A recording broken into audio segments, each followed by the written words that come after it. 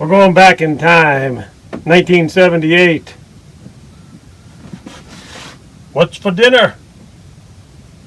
Come take a look. Little small crock pot here. You can get a little small crock pot and cook your beans.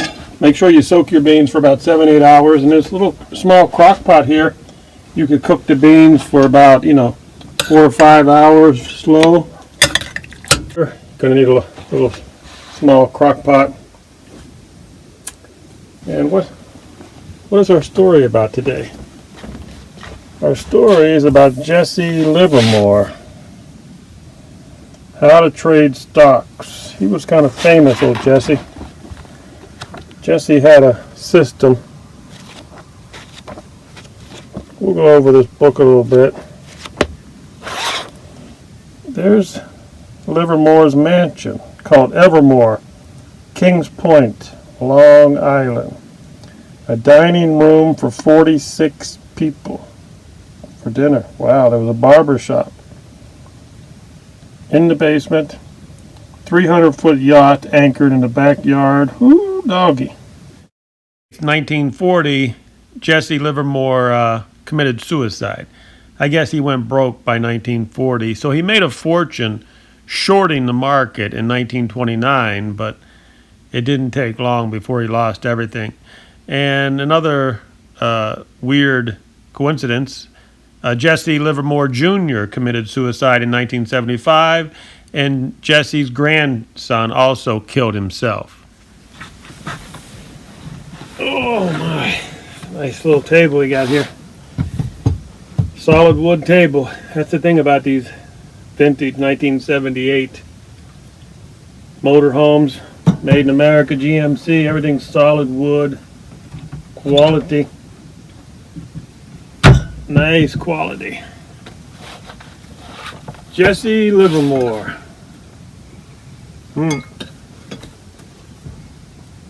Those are some good beans there. This was a mixed beans.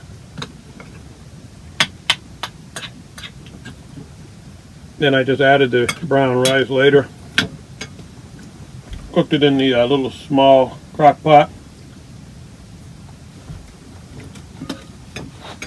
Jesse Livermore.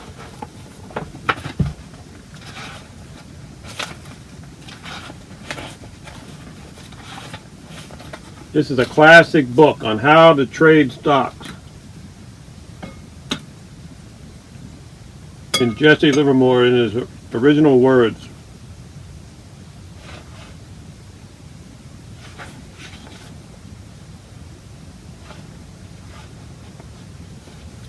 Here's what Jesse Livermore said. All through time, people have basically acted and reacted the same way in the market as a result of greed, fear, ignorance, and hope. That is why numerical formations and the patterns reoccur on a constant basis. That was Jesse Livermore, like 29, and what it will be coming up pretty soon. We already had a little bit of it. Last month we had a taste of it, but you haven't seen anything yet. So if there's any Jesse Livermores out there, be careful.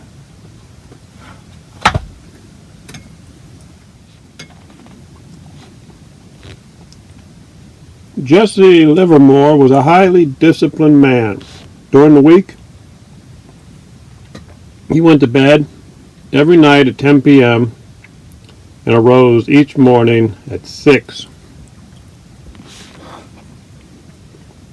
He preferred to have no one around him for the first hour. Probably a lot of people like that. Back then, the old guys used to read their newspapers. Everything was a stock market.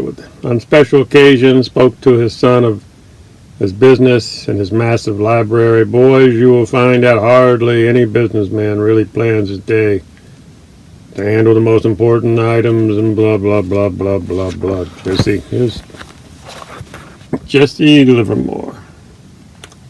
Was a handsome, powerful man, it said.